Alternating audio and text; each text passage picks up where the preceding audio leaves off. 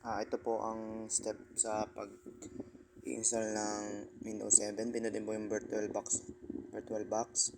Then, pinutin po yung new. Wait po natin. Then, maglagay po ng name Windows 7 kung ano po yung i-install nyo. Then, pinutin po yung ISO image. Then, others. Tapos pumunta po sa downloads.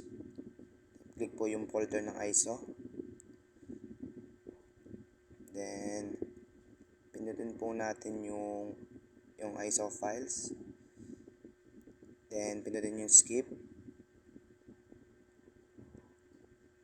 Tapos, i-finish po natin.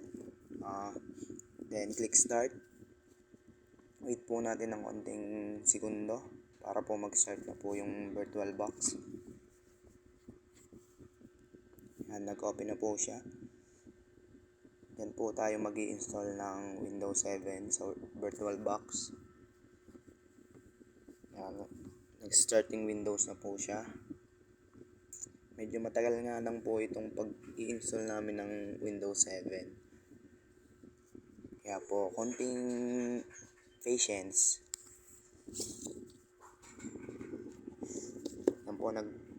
Yan po, mag-i-install na po natin. Pinutin po natin yung next. Then, click install now. Wait po natin ng konting minuto.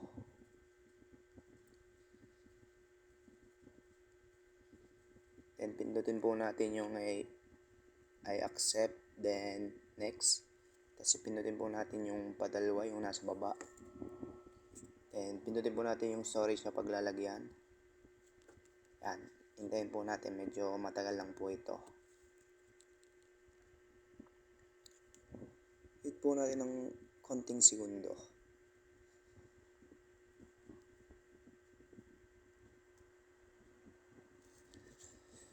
Medyo matagal-tagal lang po ito at talagang matagal po mag-install ng Windows 7.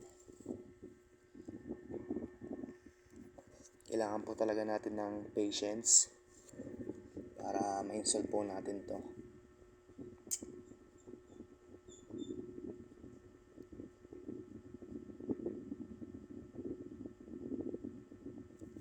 Konting patience pa guys.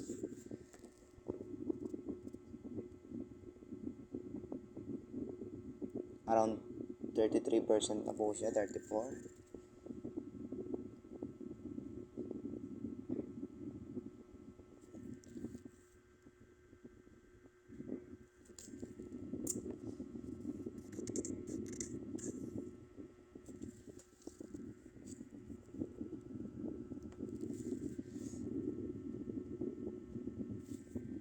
Sorry po at di po ako naimik masyado at iniintay po natin matapos yung installing Windows. Back po muna natin, then papakita ko po yung mga ka-groupmates ko. Yan po kami, napaka-pogi po namin 5.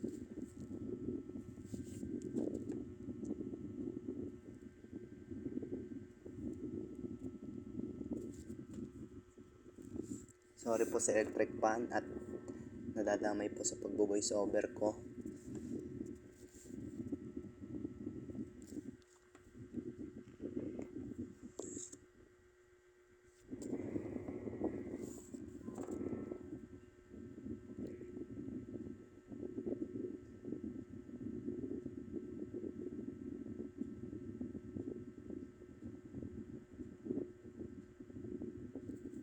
Malapit na po siya matapos.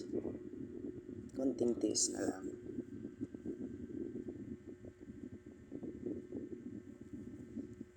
Yan, nag-check na po silang lahat.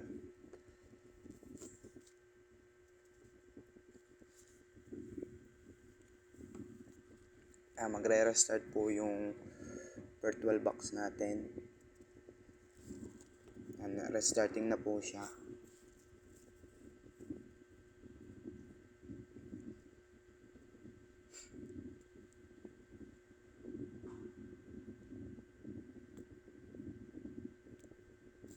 Wait lang po natin ng konting segundo pa. Yan, nag-setup na po, nagse-setup na po. And hintayin po ulit natin mag-check.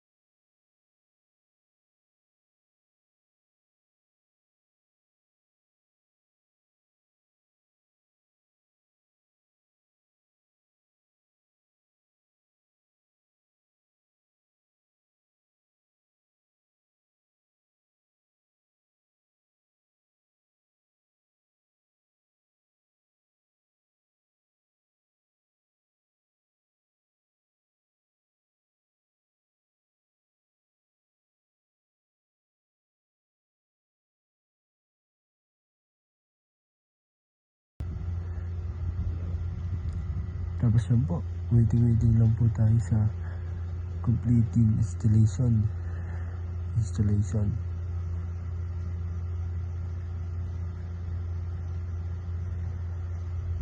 Waiting lang.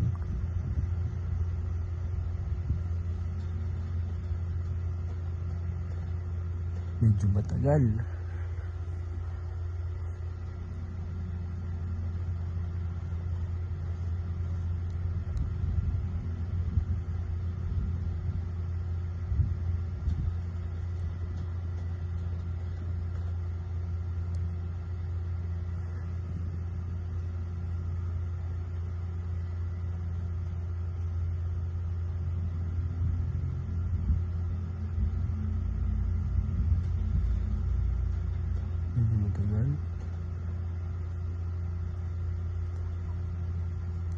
Tapos setup will continue after starting your computer na po.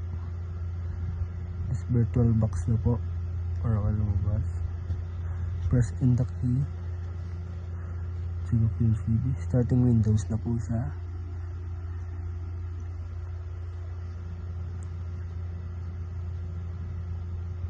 Starting Windows.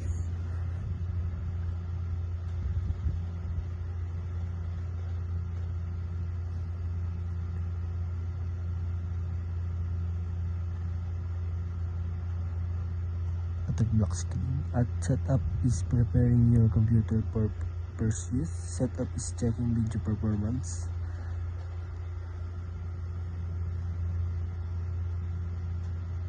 Lumabas na po Windows 7 Ultimate. Just type a username. For example, Kenny Burgos. And then next, just type a password.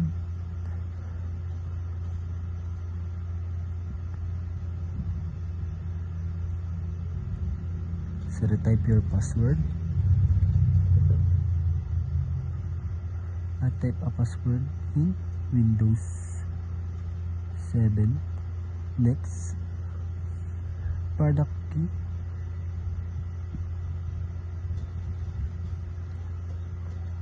Skip.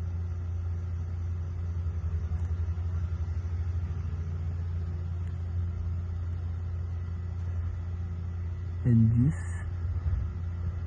And Pacific time, US and Canada. Next.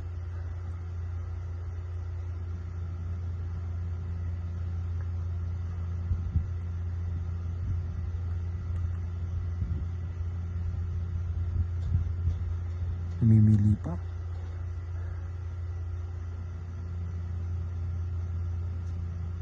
Pinili ko po yung work network at naglo-loading na po sa Windows 7 Ultimate. At welcome na po.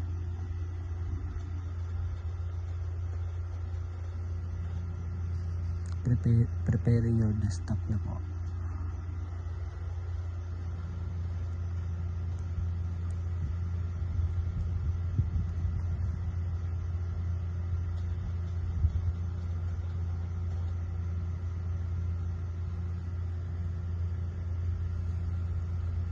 At yan na po, nag-install na po siya.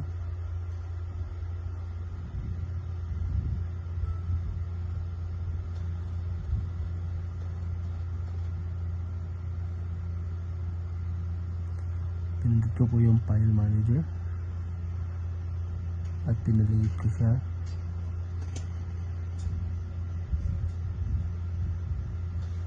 Landscape. So, pinaliit ulit. And next,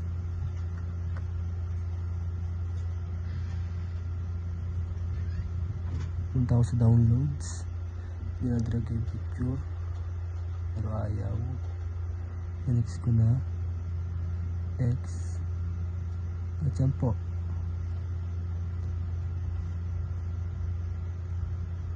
Okay na po siya. Thank you po.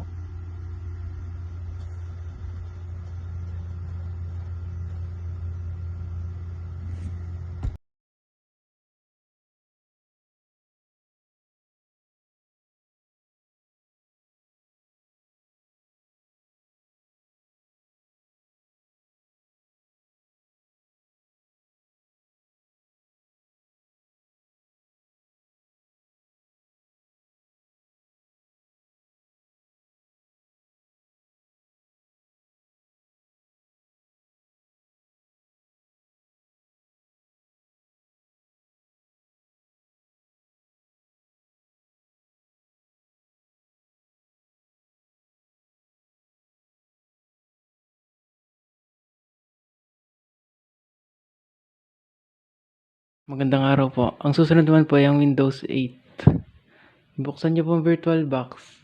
Katulad po ng ginawa niyo po sa Windows 7 kanina. At itatype niyo po ang Windows 8 as name po. Tapos pipindutin niyo po ulit yung other at pupunta na po sa files. Pagkatapos po ipipindutin niyo po ang Windows 8 ay sa file.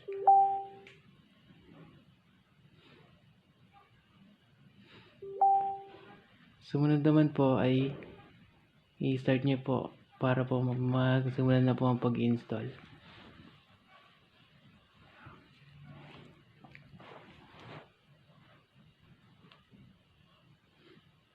Tapos mag-wait lang po kayo ng ilang sandali.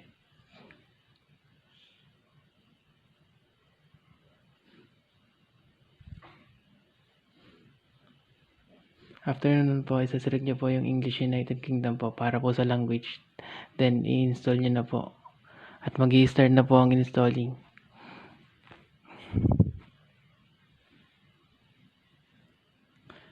At pipindin nyo lang po yung I accept the license terms or accept legal management po. At ang pipiliin nyo po dito ay ang custom install Windows only para po hindi mawala yung ibang files. Pagkatapos po, i-wait nyo na lang po na matapos po ang file installment.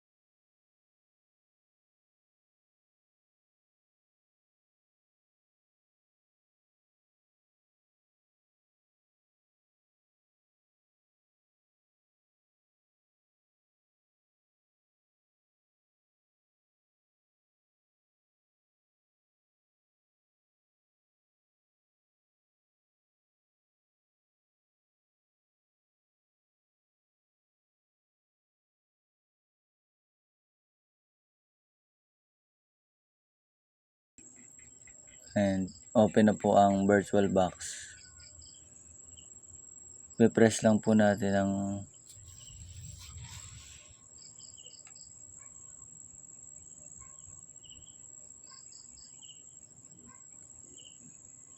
wait lang po natin.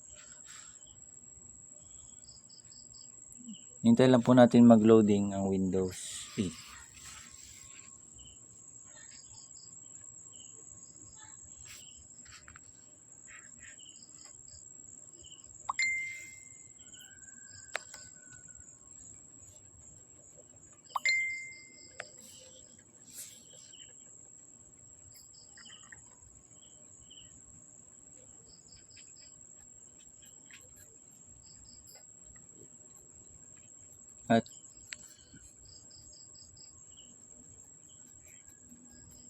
At hintay lang po natin mag 100% ang getting device ready po natin.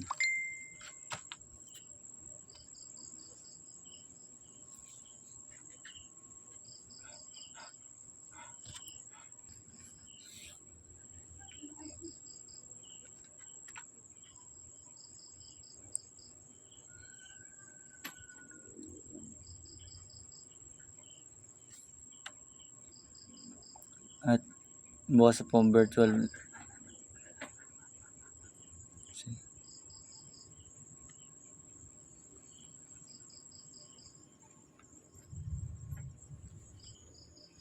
Wait lang po natin ang loading screen po. And Hello sir, ako naman po magtutuloy nung kay Pahak. Waiting lang po tayo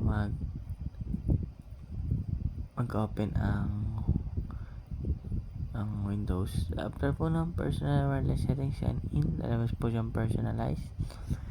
Tapos dito po, maglalagay po tayo ng PC name. Ayan, papakita po ni Casey. Nagawa po siya dyan ng PC name. After po ng PC name, wait lang po natin. Ayan po. Gagawa lang po PC name kasi nga po, may hinihingi po ang Windows 8. Hindi nakapagawa na po, Christopher Lacorte. After po nun, i-click po natin yung Use Express Settings. Yan, i-click po natin yan. Pag-click po natin dyan, lalabas po ang sign into your PC. Mangyayari po nan ay maggagawa po kami. Kaso, yung nga po, nagkamali kami. Yung po pala ay magagawa po kayong bagong email address. Magsasign up kayo. Yan po, makikita nyo sir, nagkakamali kami dyan. Pipilit po namin mag-ship pero ay po gumana yung at. Wait lang po tayo. Papakita ko na kitang-kita nyo sir, kami po ay nalilito kasi bago lang po kami nag-install ng Windows 8. After po nan, yan, mag-ano pa po kami dito sa may search bar. Po namin yung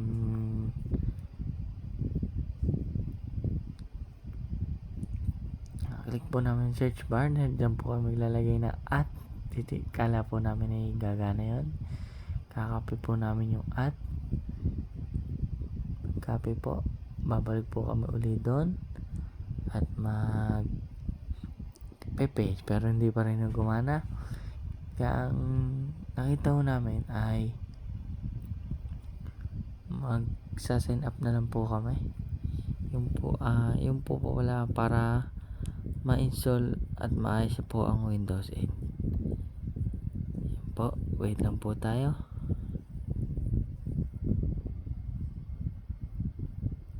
Kahit ano pong trend ni Casey ay gumana. Yan po, pag-click po namin sign up, yung email address, yan lumabas nga po agad. Yan po, magagawa po si Casey ng username, tsaka ng password, tsaka yun nga po yung enter password, tapos yung password hint. Yan. After po na, nagtatype na po siya, tapos Windows 8. Yan. Tapos after po nan, finish, mali, hindi po tinanggap ang aming username. Pinalitan po ni Casey yung username. Yan, palit po si Casey yung username. After po nan, yan, hindi naman po gumana yung password hint. Yan, sync po namin yun sa password. Yan po yung tinag niya sa password niya. After po nan, yan, pinalitan po natin. Pag finish po, okay na po, gumana na po siya. So, waiting lang po tayo. Yan po, lumabas na po yung hi. Yan po, ito pinapakita na po dito na na-install na po namin yung Windows 8. Yan po, makikita nyo po sir.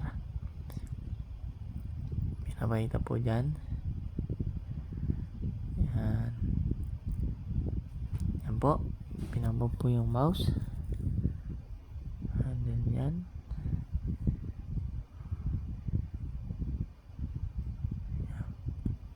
Pinapakita lang po dyan sir. After lamog po naman, let's start na po. Magbubukas na po ang ating Windows 8 na in-install po natin sa laptop. Yan. Okay po, yan yung Windows 8 na in-install po namin. sa aming laptop. Then pinindot po namin yan po sir ang Windows 8. Tapos ito po sir, papakita po namin sa dulo ang paggagawa namin naman sama-sama. Tapos sir, yan po nakapag-install na po kami ng dalawang window. Sir, ito po ang aming Windows 7 na download na po namin. Napaglaro kami. Hello sir, ito naman po ang aming Windows 8. Ayan sir, na-download na po namin. Ito kami. Yan sir.